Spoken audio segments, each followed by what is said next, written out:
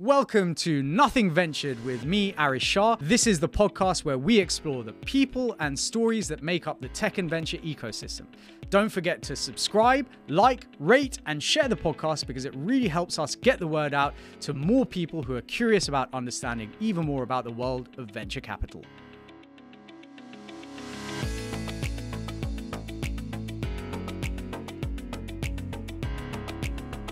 This season of Nothing Ventured is sponsored by Odin. Odin helps angels, VCs, and founders to raise and deploy capital seamlessly. You can structure your SPVs and now run your funds, handle capital calls, portfolio management more smoothly and easily in one place. Founders use Odin to raise their entire round in a few clicks by simply sending investors a link and receiving investments immediately. Odin works with over 5,000 investors and over 150 emerging fund managers and angel syndicates globally. Head to joinodin.com to learn more. That's joinodin.com. Hello and welcome to another episode of Nothing Ventured with me, Aarish Shah. Today in the studio with me, I had Charles Sidman. Charles is the founder and managing partner of ECS Capital Partners, a globally active venture capital firm investing in seed and growth stage technology-based ventures that have positive human, social, or environmental impact. In the early part of his career, Charles built sophisticated programs that would be considered AI today and spent close to 2 decades as professor of molecular genetics, biochemistry, and microbiology, and a decade as professor of management at the University of Cincinnati. In today's episode, we talked about moving from academia into venture to be able to influence the world more, getting to an exit within 6 weeks. Is AI becoming a cult? Diversity in and the interaction of the system is what matters. Complexity science and the intersection with personalized medicine, and angel activity being multiply rewarding, but not necessarily financially. Let's get straight into it. Charles, it's really great to have you in the studio with me today.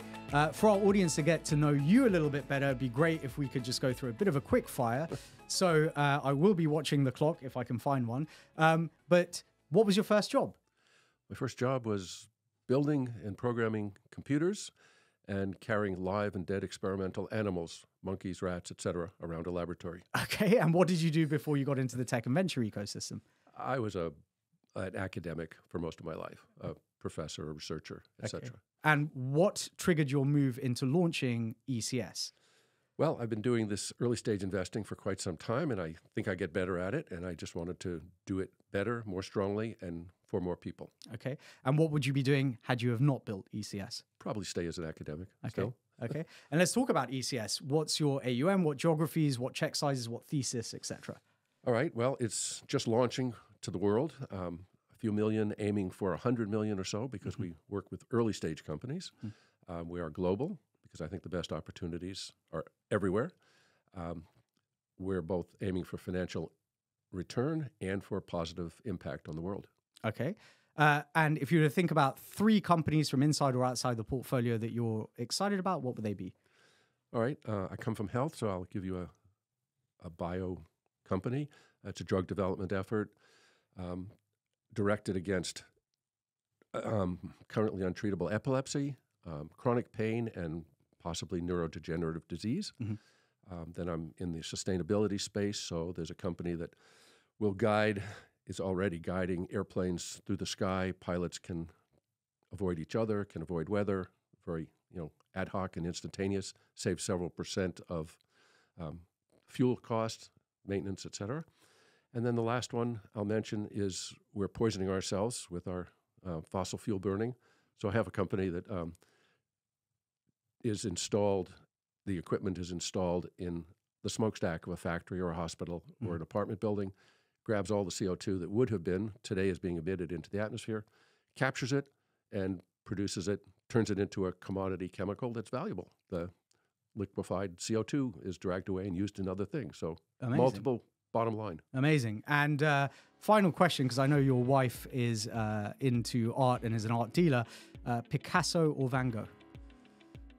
Oh, that's a toughie. I've visited Picasso's house. I've admired Van Gogh. I personally resonate to Van Gogh more. Amazing. Thank you so much. We're going to get straight into the main episode.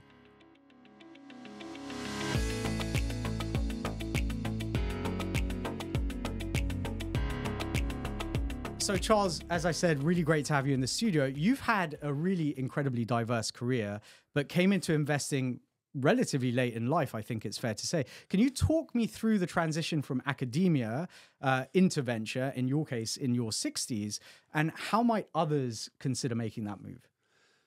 Well, I've always been motivated to try to give something back, to do something significant. So most of my life, it was a question of doing research and development.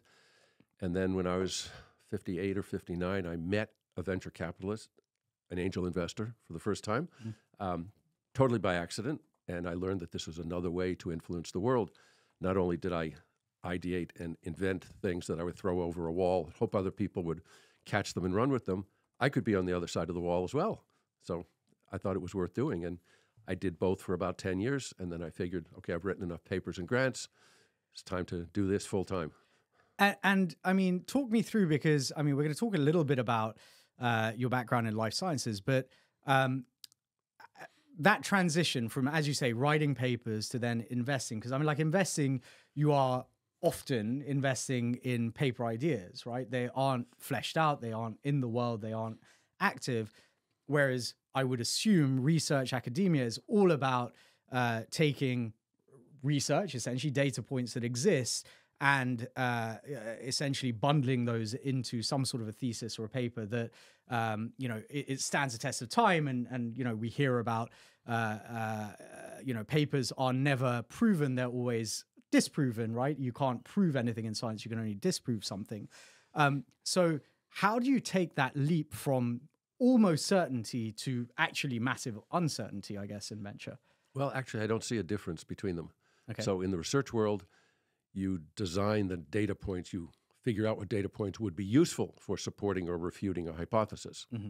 And if you can't refute it, then you have to keep going with it. Mm-hmm. In the investment world, it's the same sort of thing. You have an idea, you have data. I don't get involved with commercial enterprises too early.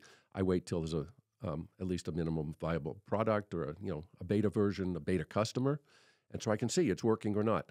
And you never know. We have more failures than successes. Of course. So we still refute concepts. Yeah. But it's the same critical approach. You're looking for data or ideas that don't line up. So I think it's that scientific approach. And I think I've spoken to a couple of people on the podcast before with that in mind, right? So yes, to your point, like at very early stage, you're running a series of experiments, right? And you're looking for what works, what doesn't work, and you're constantly iterating and trying to figure out, okay, where do we go from here, right? So it's a pure feedback loop.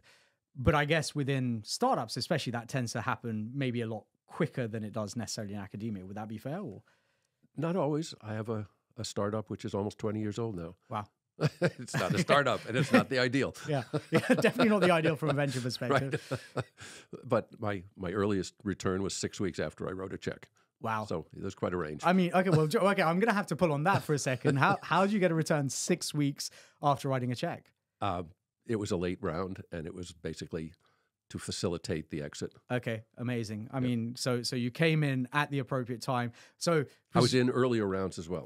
Okay, excellent. Okay, so you basically doubled down and you could see the exit in sight and took advantage. Okay, well that's pretty cool. So let's talk about your fund, right? You invest in businesses that have a positive impact, but there are many ventures out there that could be at least perceived to have a detrimental impact on society. In the case of AI, you're not a strong believer of the I within AI, so you're not a massive believer in the intelligence in artificial intelligence, and you come from that background as well. So how do you see the impact of these technologies on the way we live, and how do you think about those negative externalities that could arise? Well, I think it's a serious issue. AI is an example. I'm going to be a little provocative. I think it's the new cult of our society. It's a religion. Now, it's based on science and technology. I'm not anti-computers because I did those my whole life, and I'm not automation, or I'm not anti-machinery. I'm not a Luddite. Yeah. So tools are good things to have, but how we direct them. If you have a massive steam shovel and it pulls down your house rather than digging your garden, that's a problem. You've misused the tool. It's when we imbue and regard the tools as having an intelligence and a sentience of their own that we get in trouble. We abandon our responsibility, and that's the problem I have. The intelligence is in the inventors and appliers of the equipment and machinery, not the machinery itself. Yeah, that's really interesting. So when I think about, the obvious one being generative AI at the moment and OpenAI and ChatGPT, I think for people who are not massively technologically literate, and I know a number of those sort of people, right? It feels like the machine is talking back at you, and you see lots of people having conversations with pleases, thank yous, and you're so great, and there's that sort of conversation happening between the human and the AI. And I guess what you're saying is it is us that is imbuing and to use your words, imbuing that AI with the intelligence, because essentially we are potentially giving it more credence than it necessarily deserves. Is that fair? No, that's absolutely correct. And in the 1990s, so 25 years ago, the computer robotics lab at MIT had a robotic bartender who would talk to a drunk across the bar, and the drunk would lay out his or her problems, and the robot would go, ooh, ooh, ooh. and the person would keep laying out their sob story, because they felt, you used the word feel, yeah, that they were talking to a sentient, partner. Yeah. They weren't, obviously. Yeah. It was just a machine making noises. Yeah. And it's what we imbue. We're used to talking to people, our friends, our parents, et cetera, who give us that, intelligent response. And if it sounds like it, we assume that the speaker is the same sort of intelligence. And that's the giant error. That's sort of the Turing test, essentially, gone mad. And in fact, we had recently on the podcast Adam Liska, who's a PhD, was previously with Spotify and then with Google DeepMind, and has now launched his own startup. But, we talked about this sort of issue around that sentience, right? And I think the thing that comes to my mind is that as human beings, we I'm going to get this word completely wrong, but anthropomorphize. You got it. Everything. Yeah, I got it in the end. From dogs to fridges to whatever, right? And certainly our phones and our laptops and our computers are becoming more and more such a essential part of our lives. It's hard not to think, especially when you're using Siri or Alexa, and these things have names. And I think, Terry Pratchett has this sort of phrase that he used in his books, like once you give something a name, you make it real. You give it a personality. You give it something. You give it something beyond just its machinations, right? And I guess the difficulty I think we're going to face is how AI develops, where it develops into, whether it's robots across bars, whether it is, as we're seeing at the moment, people launching girlfriend or boyfriend apps powered by AI, or whether it's psychotherapy, right? Where do we draw that line? Where do we say this is us giving the machine more intelligence, and the machine is just responding to what we're saying as opposed to actually critically thinking through what we're doing? It's following a pattern. Yeah. Pattern recognition is fine. It's the essence of science and research, but the pattern is only an analysis. It's not the generation or the creativity behind it. Would you like an example? Yeah, I'd love one. Okay. The more the better, to be honest. Pilot flying along in an airplane. Yeah. And I've been there. I've been a pilot. Okay. All of a sudden, your engine blows up, and the plane is shaking like crazy. And now you might be in very difficult conditions. Might be night. Might be in the weather. What are you going to do? Your plane's going to come down. You know that. You've only got limited range, limited gas, and the thing is shaking itself apart. So if it was AI managing this situation, what would AI do? Well, first it might look at your airspeed, and it knows where the airports are, and it could figure out where you might be able to get to for an emergency landing. That's assuming nothing else goes wrong. Is it looking around? It knows about airports. Is it looking around to say, oh, there's a perfectly straight road down there. I could land now on this road. It's not an airport, but I could do that. The AI probably isn't programmed to do that. But now you get lower, and there's cars or maybe people running a road race on the road. Oh, I can't squash them, so I can't land on the road. Do I land in the field next door? Oh, there's a tractor. you balance all these possibilities. Can you imagine an AI, a mechanical program designed to incorporate all of these possibilities? Yeah. And the uncertainty about what can develop next. Yeah. That's why you need the intelligent human pilot. Yeah, so it goes beyond sort of Asimov's 3 laws, right? Like it can assess all of the phase space of options that are out there. Well, but we can't can say it necessarily can get to assess it. Right. We can say those words. Yeah. That doesn't make it reality. Okay, interesting. Okay, so then, I mean, just to put on this a bit further, what does that mean for things like the obvious one, self-driving cars? Because that's the obvious use case that you've just described. Right? My guess is it will go a certain distance, but not take over as people would like and anticipate, because mothers with baby carriages will be run over. The visual fields will be misinterpreted, and the car will turn into and under a truck, and there will be accidents like that. Now, AI is fine when it's just doing analysis and it gives you a hypothesis that humans can evaluate and test. It's fine if it's managing the ads that you're being exposed to in a grocery store, depending on what aisle you are, what you've bought before. It's not a so prediction engine from that perspective. Yeah. Well, at least it's options, but nothing fatal is going to happen. Right. You know, with the car or the pilot I mentioned or medicine, there are possibly lethal outcomes, and that's where we have to be very, very cautious. And I think we will not make it to the end where the outcomes are safe enough. Right. It's a dream. It's like God knows everything. Well, that's fine to say. Yeah.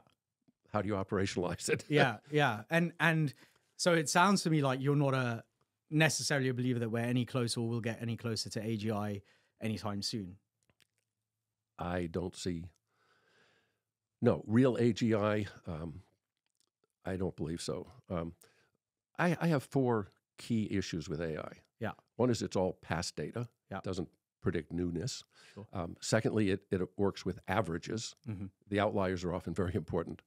Third, it misconstrues cause and effect. Mm-hmm. If it's correlated, it must be causing it. Well, no, that's not true. Yeah. And then there are always innumerable outcomes and metrics to measure by. Mm-hmm. Is it just the quickest landing of the plane on the ground? Is it the safest? Is it the most economical? Is it for the people inside the plane, the people outside the plane? There are so many possible metrics that you can use that I think self-driving cars are an example. Medical advances are another. When we have lethal possible outcomes, we have to be very cautious about giving over the reins to the machine. Yeah. I mean, it's interesting. I started trying to build like a CFO co-pilot because I was very excited, but not particularly well placed to actually develop the technology.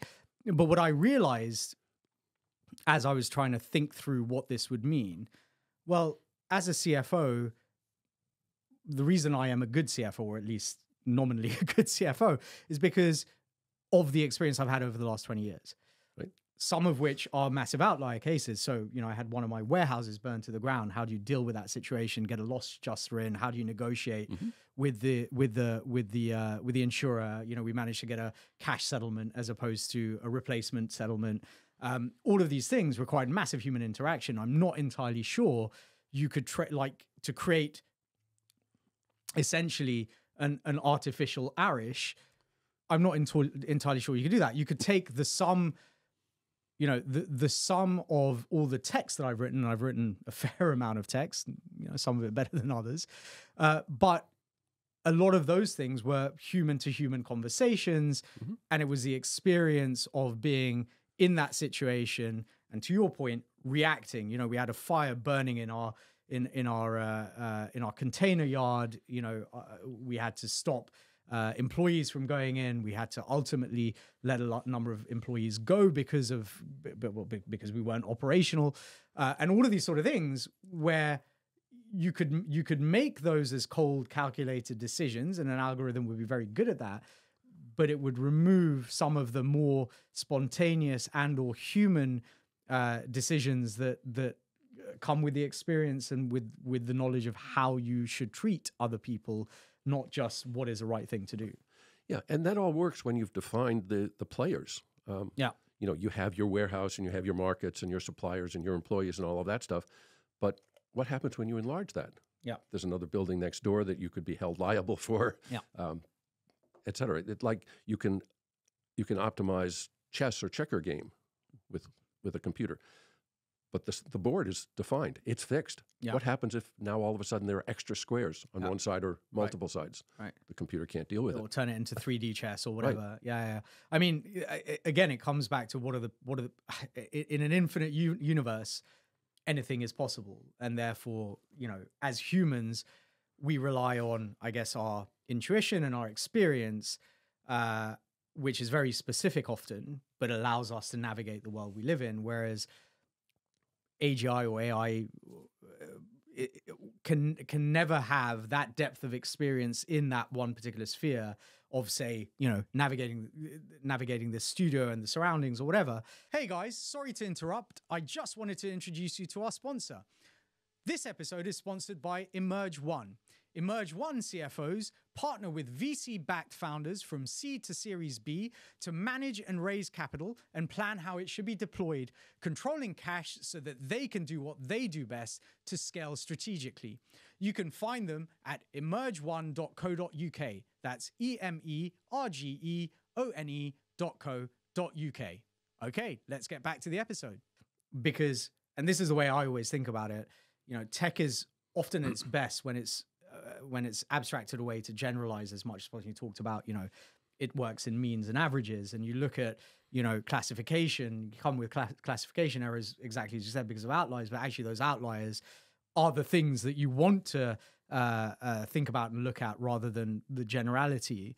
I can well imagine what you're saying becoming more and more true. And to your point around whether AI has become a bit of a cult, well, clearly from a venture perspective, we know that after a drop in venture funding in general in sort of 21, 22, a lot of the cash piled into AI as the next big thing, as it did into cryptocurrency and NFTs, and as it probably did into SaaS, and as it probably did into AI back in the day, and as it did into .com in the 2000s, right? So, and cannabis and tulip bulbs, and way back.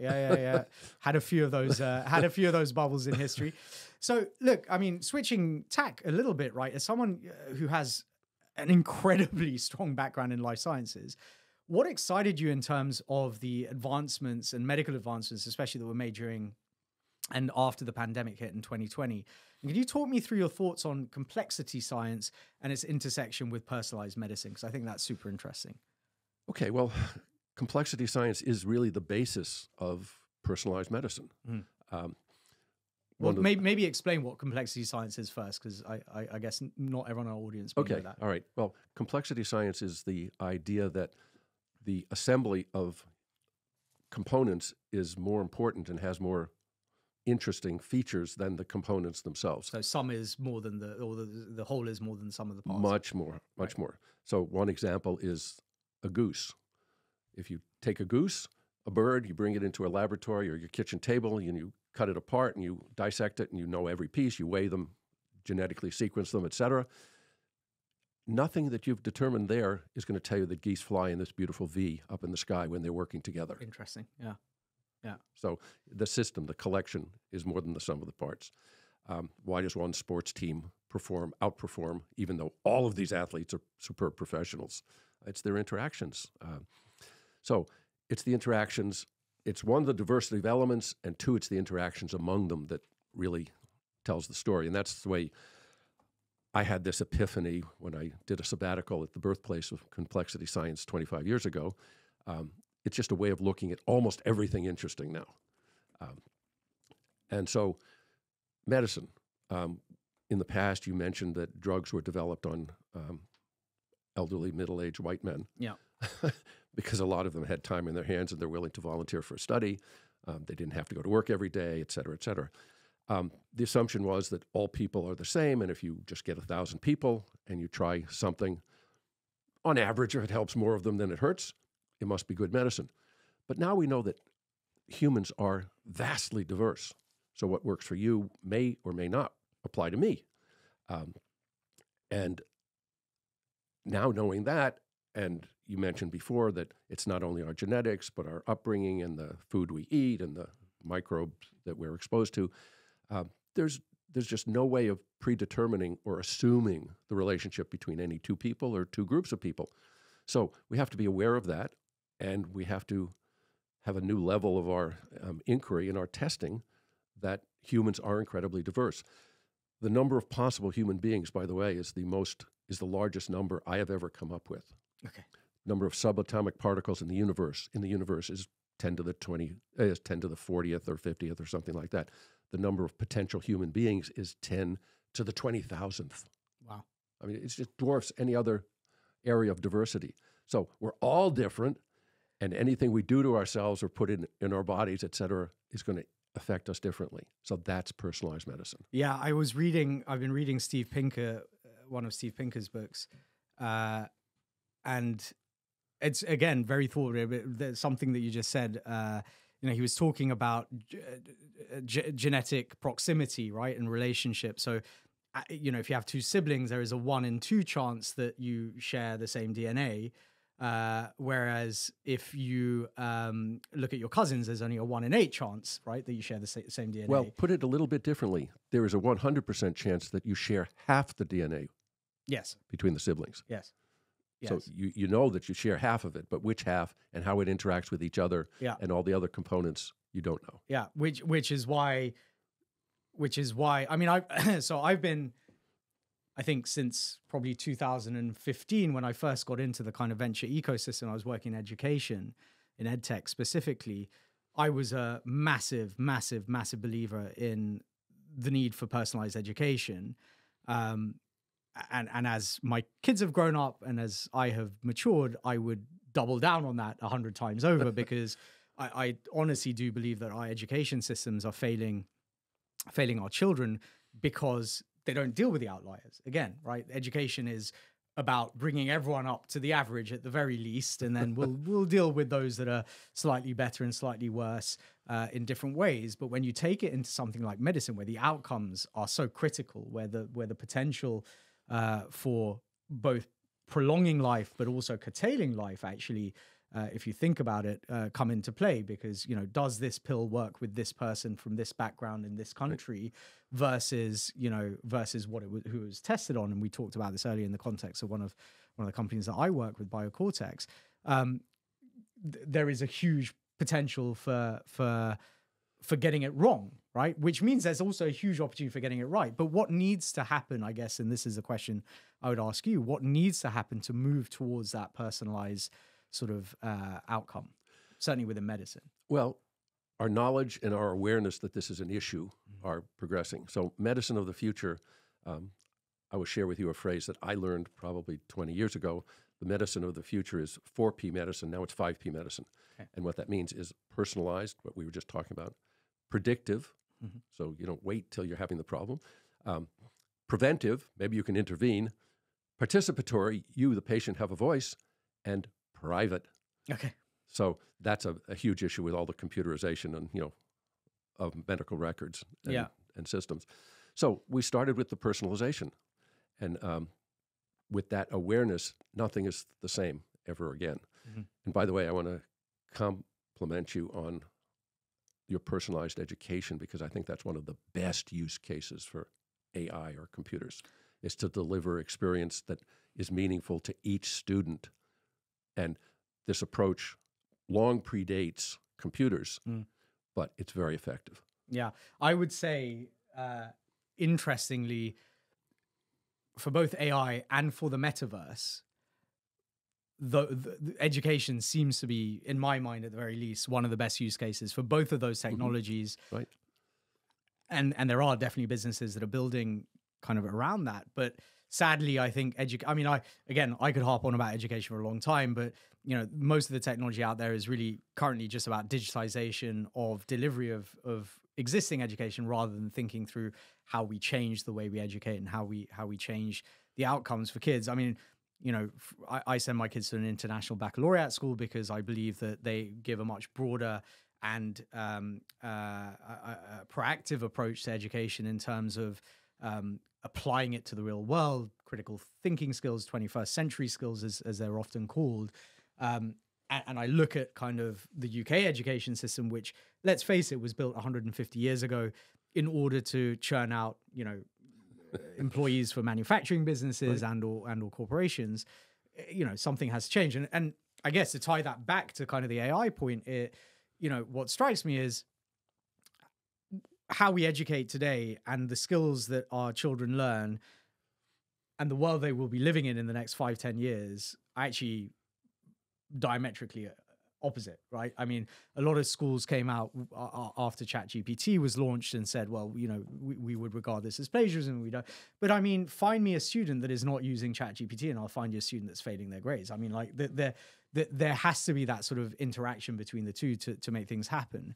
But I think with personalized medicine, and it comes back to your whole point around, I guess, can the machine understand all the complexity of what's happening?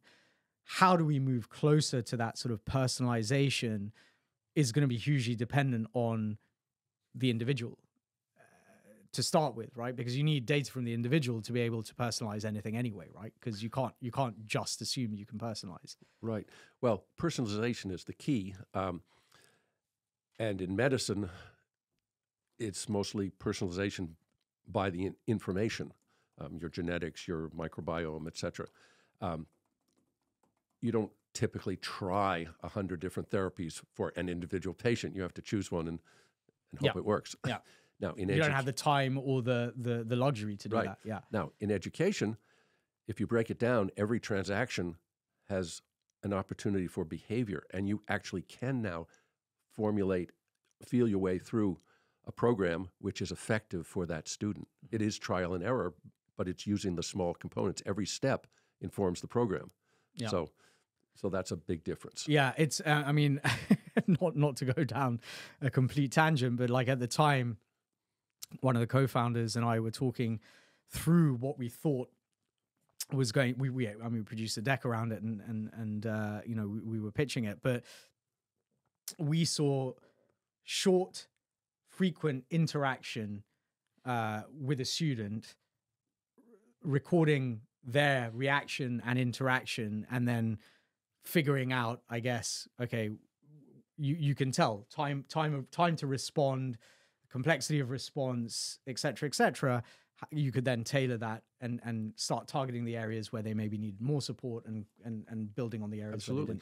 I have quite some background in psychology and behavior and learning. And education, funny enough.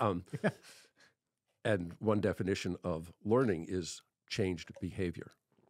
Growth mindset, essentially. Well, changed behavior, not what you understand, but what you actually do. Interesting. Yeah. Yeah. And yeah, what I guess exactly you are trying to, so as a student or as a teacher, you are trying to change how a student thinks about or reacts to any given subject. Right. Process what information they can perceive and how they react to it. Yeah. Yes. Yeah. I feel like we could talk about this a lot longer, but Yes. we're gonna move on. So you have a really unique perspective on investment, especially that in your opinion, most angel investors should not be investing directly. Rather, they should be LPs in funds. I'd love for you to talk me through your thought process on that. And I have to say, straight off the bat, there are a number of previous guests and friends of mine who are angels who would almost certainly disagree with you. In fact, two of them who are sort of partners in a business actually, so one would probably agree with you and the other one was in complete disagreement. But the angel investing landscape in the UK differs from the US, no doubt. But I'd love to get your thoughts on why you think that. Right. Well, your question is a good one, but I think it oversimplifies my stance. Okay. If you talk about financial return, most angels should not be doing it because it's a profession just like flying an airplane. Not everybody should try to fly themselves from the UK over to France. We have airlines and professionals who do that. A lot of them will end up in the Channel if they try to do it themselves. But there are other reasons. And initially did, yeah, sure. But there are other reasons to be an angel investor. One is as a learning process. Yep.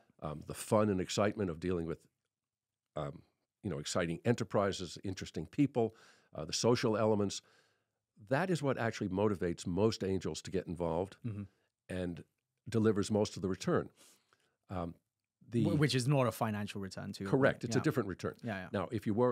Now we always sell it being an angel, and we also do a lot of good for the world as a whole. I mean, all the entrepreneurs need early support before, advanced VCs and banks are going to get involved. So angel activity is multiply rewarding. But when you talk about financial return for the individual angel, we sell it. They say they're interested in it. Most individual angels don't achieve it, and after 5 or 10 years, they wander off because it hasn't been a fulfilling, the promise is not kept. We've overpromised and underdelivered. So that's just about the financial return. If you want financial return, you either have to become a professional, and it's going to take you 10 years or 20 years and 50 investments to do that. And it's going to cost you a lot of money for all the failures and mistakes, or become a limited partner in a fund managed by professionals who've already taken this trip, already gotten past that. But apart from the financial return, sure, everybody can do it. Like playing a sport. It's wonderful to go out and cycle or play basketball or soccer or whatever. They're not going to be professionals. They're not going to be famous, but it's still rewarding at another level. Yeah, it's interesting. So I would probably agree with 95% of what you said there. There's a couple of things I think that's worth kind of picking up on, especially here in the UK, as we record this in early February. So first of all, the friend stroke partners that I was talking about, both of whom have been on the podcast, both are exited founders. Nick Telson, wrote a post relatively recently, just over the last couple of weeks, having made 55 plus investments, if not more. I think it's 55. It may well be many more than that. I think he was speaking to the financial issue, and also the time and the amount of understanding that you have to bring to the table to be able to do it as a side gig, right?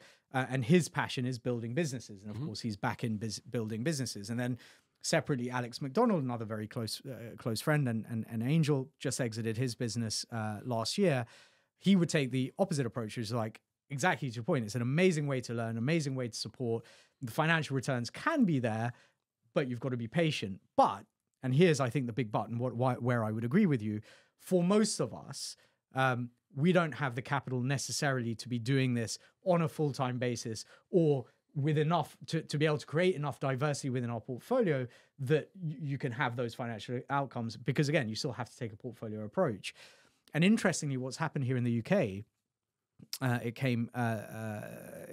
the legislation was amended and passed and effective from the 31st of Jan. They raised the income thresholds for angels from £100,000 a year income to £170,000 a year, and they raised the net assets requirement from £250,000 a year to £250,000 rather to 430, I think it is.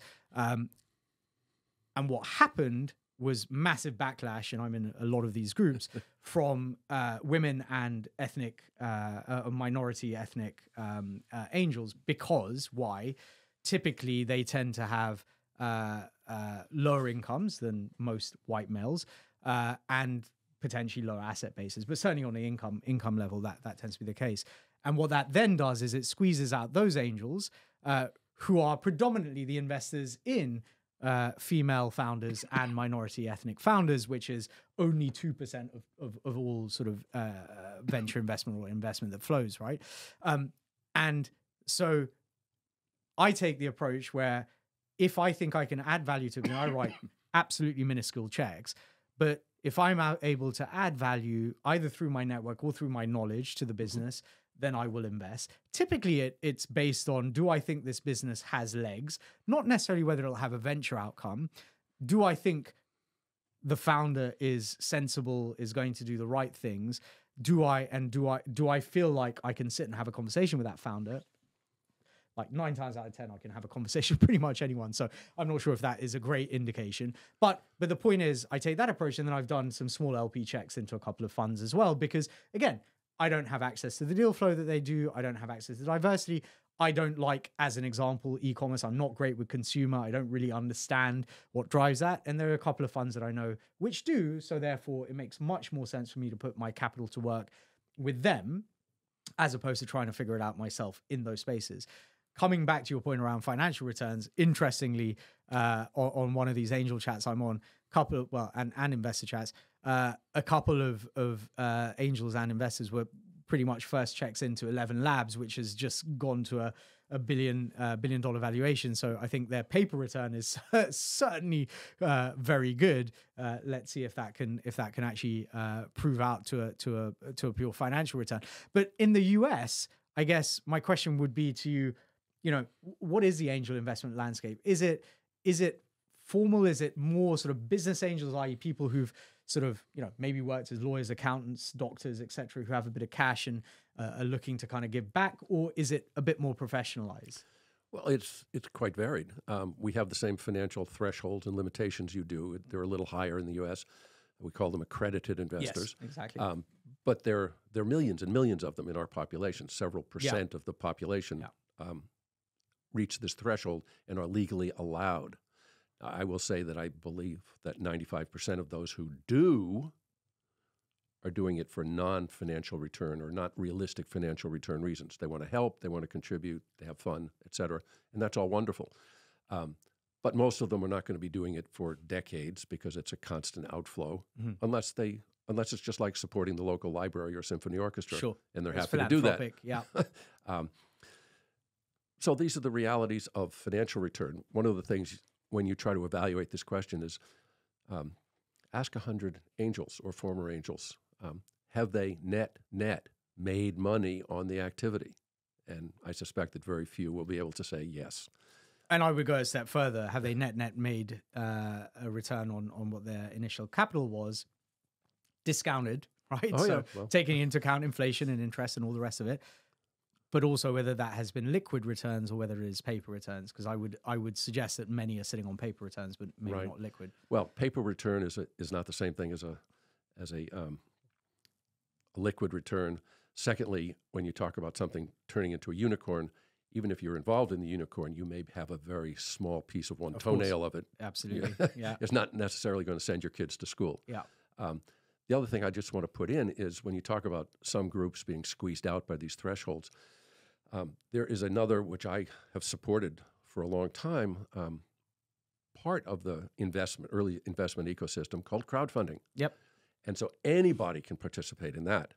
And I think on the whole, the companies are not as attractive and promising as those in the traditional realm, but they still build communities and support entrepreneurs. And if you want to be involved and make a contribution, not necessarily make a return, but make a contribution, anybody can do it. Yeah.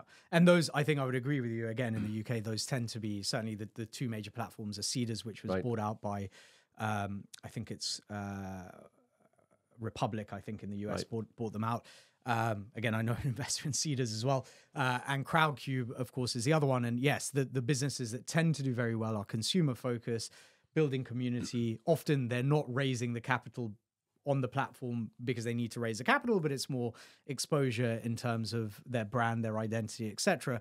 But it allows, to your point, individuals to participate in a story, in a journey that they feel that they can be part of, where they've loved a brand and really, are really enthusiastic about it. The big famous one here in the UK is Brewdog, I think, which has had really great success, which is a beer brand. But there are certainly others. I think crowdfunding is a great way for the inexperienced. And at a personal level, I use crowdfunding platforms to teach my daughters about investments. So we haven't done it for a while, but we've chucked £50 or £100 into a couple of these businesses so that they can get a feel for, okay, what should I be looking out for? What are the questions that I should be asking? And what are the sort of businesses that I want to invest in, right? And, I have two quite different daughters. One is a recent graduate who read conservation, biology, and ecology. The other one is going through the last couple of years of high school and therefore is yet to really understand herself and where her future lies. She's not even certain what she wants to do at university. But for my elder daughter, I know for a fact that the sort of businesses that she wants to work with and invest in are those that are environmentally sound, where possible, where they are promoting animal welfare and so on and so forth, right? And that is very different and distinct to kind of my approach, which is grounded in, I guess, those areas of business and life and finance and whatever that I've grown up with and been used to, and where I have an appreciation or understanding of. And I think that's a wonderful thing because, you know, in the realm that she wants to look to work in, it is unlikely that she is going to generate massive amounts of surplus capital because she would do it for free, frankly, just to be able to look after the elephants and the giraffes. But this gives her an avenue and an opportunity to do that, even if she doesn't generate huge amounts of surplus capital. One of my frustrations with crowdfunding is that it only deals with writing a check. Yeah. Whereas what I've learned, one of the things I've learned in my experience is that writing a check is like going on the first date. Yeah. There's a huge relationship to develop and succeed or fail. Crowdfunding investors typically don't get to participate at that level. Unless they're a bigger check. In which case, they're probably not crowdfunding investors. Yeah, exactly. Or they, I mean, in the UK, the way it works is I think you have to have secured almost 40% of your round before you bring it on platform. So even though some of those checks will show as having come on platform, they are direct into the business. And the person who writes a £50 check on the platform is not going to get the same interaction with the company as someone who writes the 50,000 check off platform. Yeah, 100%. Charles, it's been invigorating, I would say, speaking to you, and massively educational as well. For our audience, where is the best place for them to look for you online? Are you on LinkedIn, on Twitter? Where's the best place for them to I am on LinkedIn, and LinkedIn has my real phone number and my real email, so someone can easily find me and communicate directly. Don't just send me a LinkedIn message because I usually don't look at those. Do you use WhatsApp, or is that a taboo in the US still?